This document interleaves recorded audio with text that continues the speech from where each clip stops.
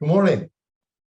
You'll often hear ESG and sustainability in the same sentence. In some cases, you may even see them used interchangeably, but they're not the same thing. When it comes to disclosing and benchmarking data, there's actually an important difference between the two. Although the discussion among mining industry leaders, observers, and critics begin with sustainability, ESG's scope, practices, and relevance to public perception and the capital opportunities have led to a substantial shift in the way companies measure and disclose their ESG performance. Before we get started, let's talk a bit about performance and perception, because they can make a world of difference in the mining industry. Here's a graph from Standard & Poor's to understand this. It shows that mining and a couple of other industries are viewed or perceived the highest risk ranges for both environmental and social risk by investors and society in general. I've also identified a few other industries in red and orange on the right that are also seen as high-risk participants, but are perceived to be a notch or two better than mining. Right now, I suspect that no matter how well mining quietly performs, the perception will remain that we are a challenged industry. However, with time and strong outreach and published operational efforts, including reclamation programs and reports on them, and especially without disastrous accidents, we can build strong, quantitatively positive records of ESG performance for mining. And the investment banking community and the regulators should begin to recognize that we are leading many industries with our ESG record, not following them. At some point, this will translate from the investor news columns and analyst reports to the broader news media, and I hope the public will eventually see and recognize this. All the planned and high-cost PR programs about mining will probably not dent the public perception of our industry. However, I believe that by impressing the money sources and the regulators with stellar ESG performance, this will translate and we will ultimately shift the tide of public perception. So keep publishing those ESG annual performance reports and talking about the results as much as you hype your earnings and your production stats. And if you're not publishing those ESG records, get started now. And now I'll get back to the main topic. Sustainability can mean just about anything under the broad umbrella of doing well by doing the right thing. This makes sustainability as a word a convenient but inaccurate substitute for other terms like corporate social responsibility, triple bottom line, the old standby, green. Like green, sustainability is overused and is begging to be replaced by a more meaningful phrase in the future. ESG, or environmental, social, and governance, is in the 2020s the preferred name used by analysts in capital markets, by stakeholders, as well as social and public media. And I have no doubt this will change to another acronym in but a few years.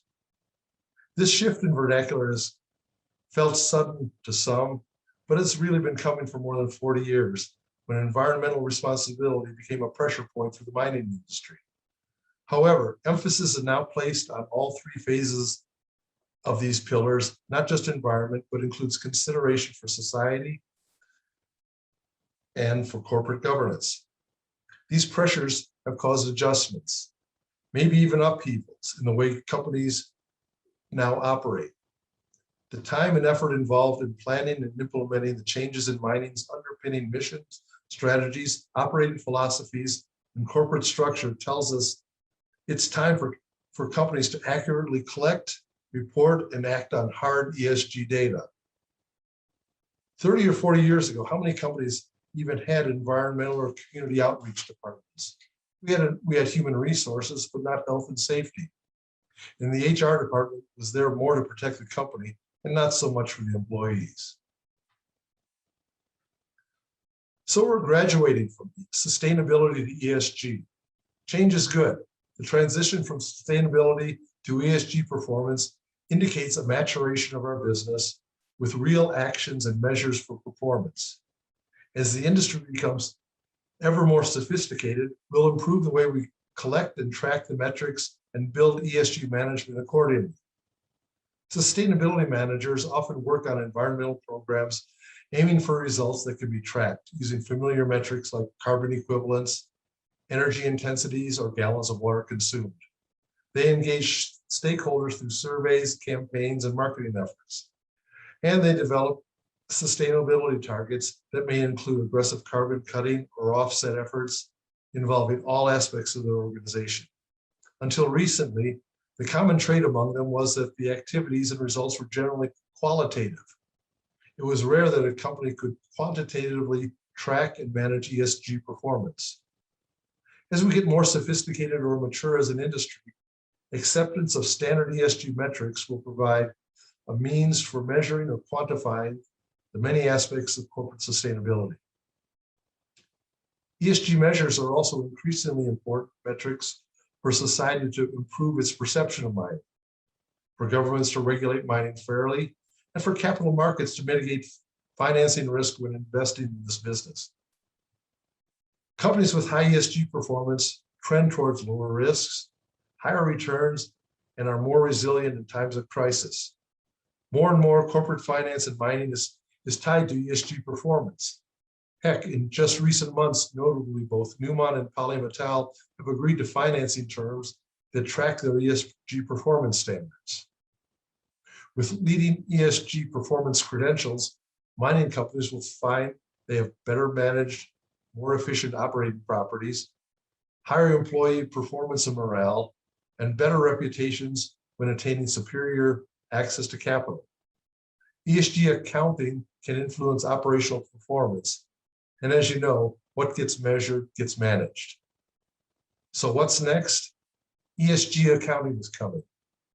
Increasingly, companies will be expected to ensure that they have high quality, accurate data suitable for investment decisions.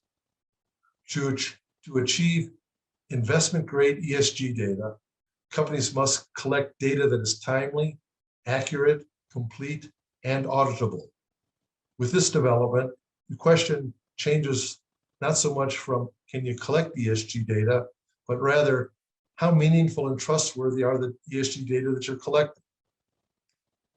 It may seem like a matter of semantics, but as the corporate world becomes more aware of the need to bring ESG criteria into business planning, it's important to differentiate between sustainability goals and ESG practices. Sustainability is the central part of ESG policy. A sustainable business will have an ESG policy, but ESG factors extend far beyond the boundaries of sustainability. Measurable is the key word in differentiating between sustainability and performance. The ability to quantify ESG policies using specific metrics allow investors to benchmark our performance. The scale and complexity of ESG criteria requires the development of ESG scoring and ratings as a means to rank our business on our environmental, social, and governance practices. So what's the difference between sustainability investing and ESG investing? Sustainability investing is based on a selection of projects that have a positive impact on social or environmental aspects, where a company is ready to sacrifice some profit for a clean environment. But is that really fair to your investors? On the other hand, ESG bases its investment decisions on a broader level, where in addition to the promotion of socially and environmentally conscious practices, it screens out those undesirable investments based on criteria such as the treatment of workers, ecosystem harm, community programs, child labor, among others. In general terms, ESG investing seeks to identify, measure, and rank business activities that offer desirable characteristics and provide improved financial and operational performance. These characteristics are broader than what is considered in sustainability. They extend to corporate governance by evaluating executive and directors' pay, diversity of boards and stakeholders, the treatment of workers, community engagement, and health and safety issues, among many other metrics. Here's an important question when evaluating corporate performance. Are there environmental or social externalities that are not accounted for by the company? Are there government or accounting risks that are not counted by the company. External ESG factors may materially impact your investment risk and reward when evaluating an investment. Our business does not operate in a vacuum.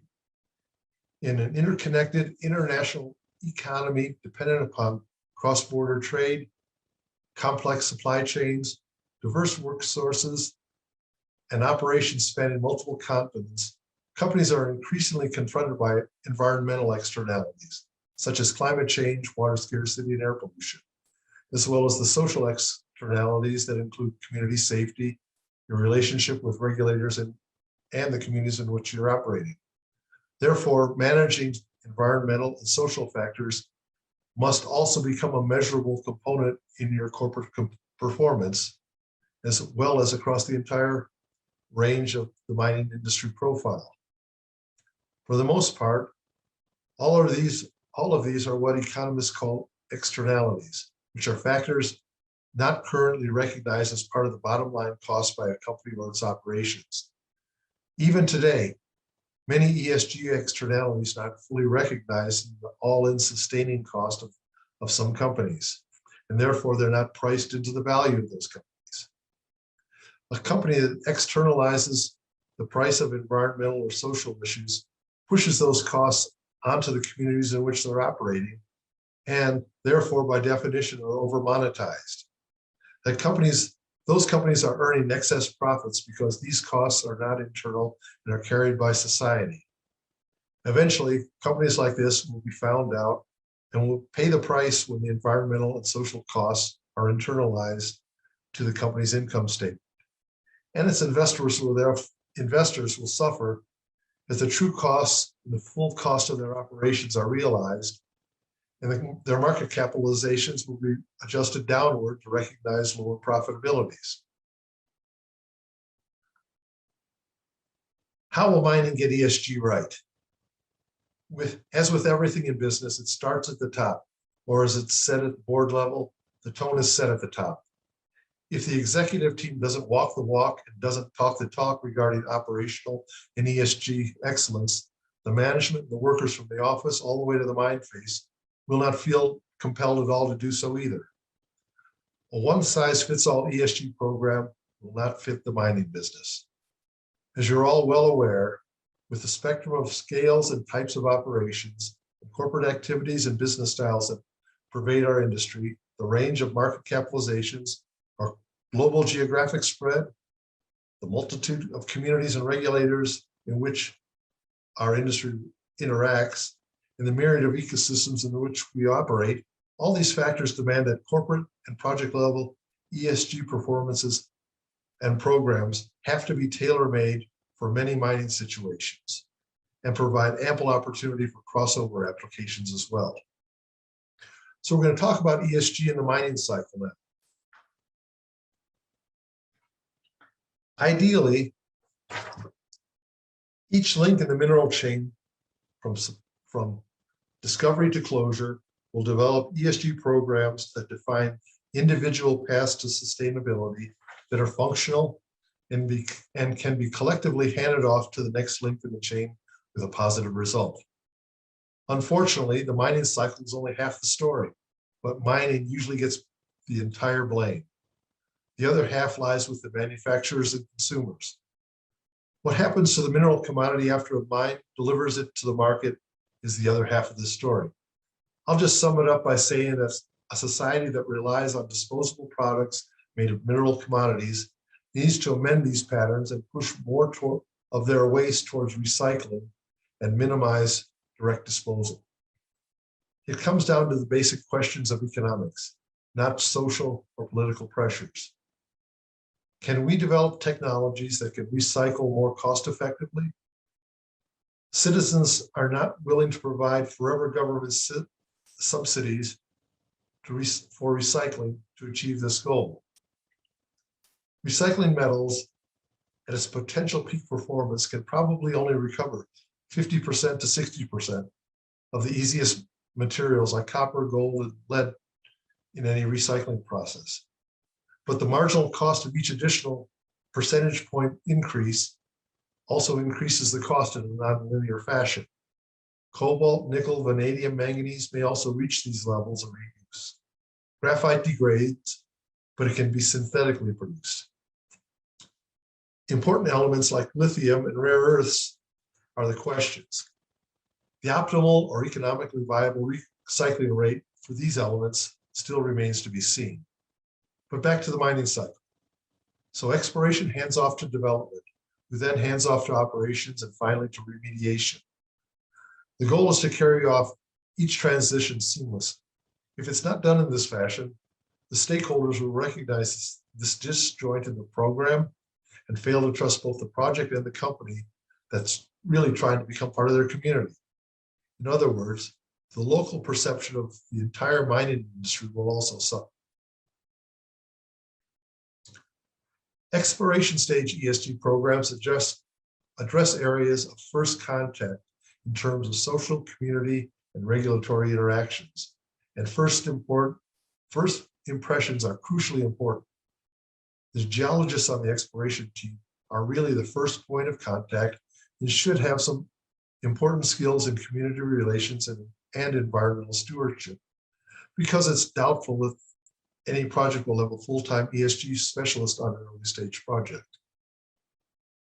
The follow-up in gaining permissions from government agencies and interacting with private property owners and local governments and community businesses are all critical in building the social alliances that lead to the future success of the project. This is the grassroots building of a positive perception of mining, and the geologists, early stage contractors, and corporate representatives need to be fully aware and prepared as knowledgeable and as approachable corporate ambassadors. They need to be able to identify the formal and informal community leaders and community influencers. They need to communicate with residents when out of normal events are about to occur, like perhaps a helicopter survey or drill startup in a community. They need to be able to remediate fully after every technical program. They must be able to patronize local shops, cafes, businesses, so the residents have a chance to meet them, talk casually with them. These early contacts start to establish the company as part of the community, and getting off on the wrong foot will likely impair the project for a long time. Naturally, as the project advances towards development and more attention is brought to bear in terms of corporate dollars and people resources, the ESG effort also ramps up. New people come, and the project focus becomes more engineering and processing and increases the impacts on the community and the environment. The handover from an exploration lead to an engineering-led staff and program is critical, and the mantle of ambassadorship becomes even heavier. Staff becomes a key word here because the beginning of bureaucracy and hierarchy at the project level is becoming established. The top of the pyramid should be accessible, but should be the point of contact. The oversight and direction of the E and the S components will take a large role and will be led by a well-trained, experienced person with environmental science and social science management skills, with reasonable levels of engineering and geologic knowledge as well. This is a true ESG professional who's a key part of the project team. This person oversees programs and most often communicates on behalf of the company to the stakeholders. Keys to a successful ESG program at this stage are the ability to communicate with small and large audiences, the ability to adapt to and credibly explain the regularly changing dynamics as your project advances, and to bring forward community and regulatory concerns within the context of your corporate program planning and decision-making, so the project does not stall because stakeholders are surprised by a government announcement or a rumor and do not feel that they've not been consulted or informed. The potential for volatility at the project level is high during the engineering phase and will continue through construction because the project's fluid, and ongoing and updated technical and environmental studies can and will dictate modifications along the way. ESG will take a different look when the mine is in steady state production. At this stage, one would believe that the mining company and its team would have become well embedded in the community and contributing members to that community.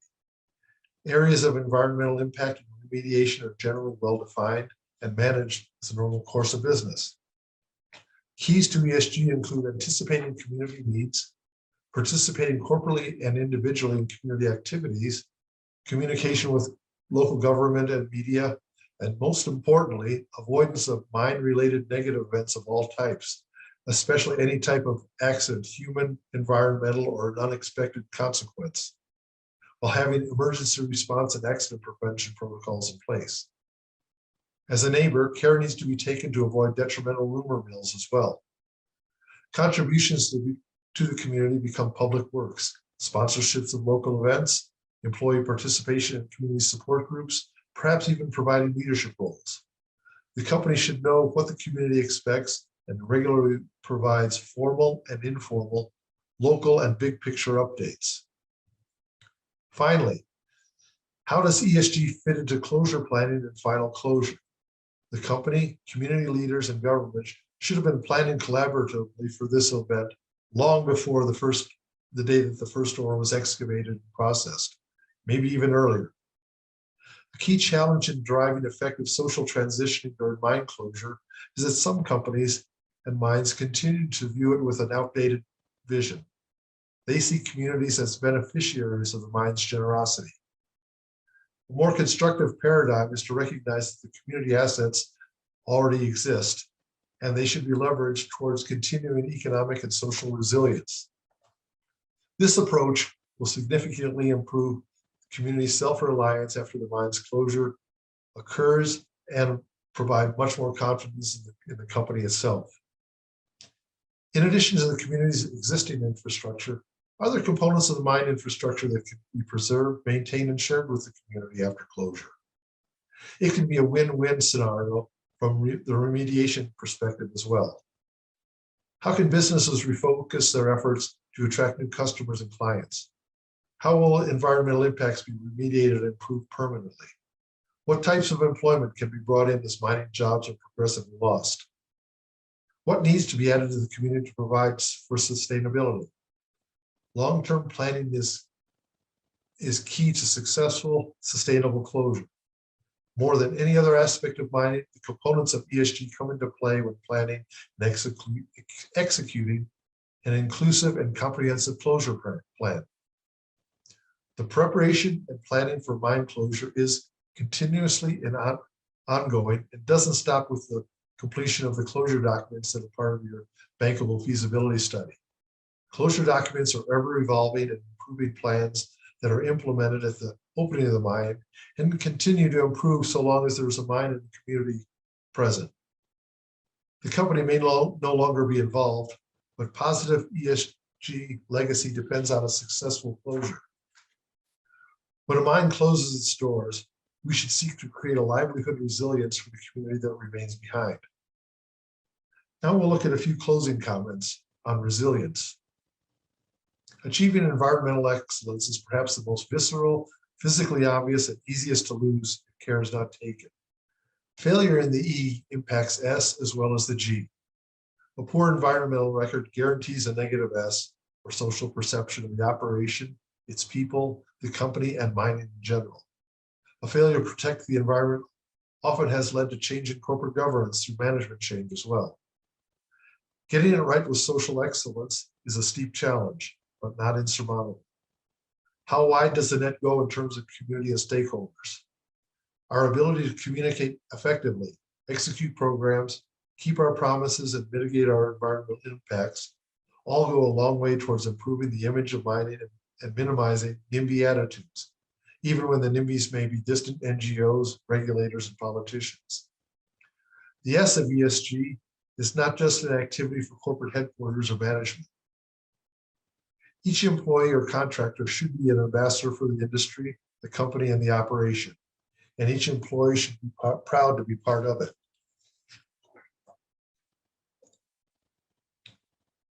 How will mining achieve excellence in governance? For mining as an industry, our boards and executive teams must know and execute on the many components of excellence in governance, finance, operations, and ESG.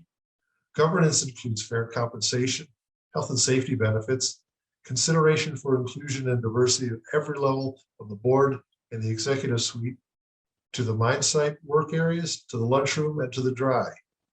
Best practices in governance include proper accountability as well as ethical business behavior. All of these are measurable. The underpinning of strong and positive environmental and social components of sustainability lies with the best-in-class governance practice set by the corporation. In fact, I would go so far to say that if corporate governance is not right, there's very little chance that the mine will have a positive environmental and social approach to its business, and it'll be a failure from day one. Finally, mining must get its ESG future right. We as an industry should have as our goal to be the ESG leader across all business sectors by shrinking the social and environmental risk bars that I presented to you in my first slide. We need to lead by example. That's the only way that the social perception of mining will ever match our best practice in ESG performance. Thank you very much for your time and attention. I'm certain that you'll enjoy the rest of the conference that has been put together. Please stay healthy and stay informed. Bye now.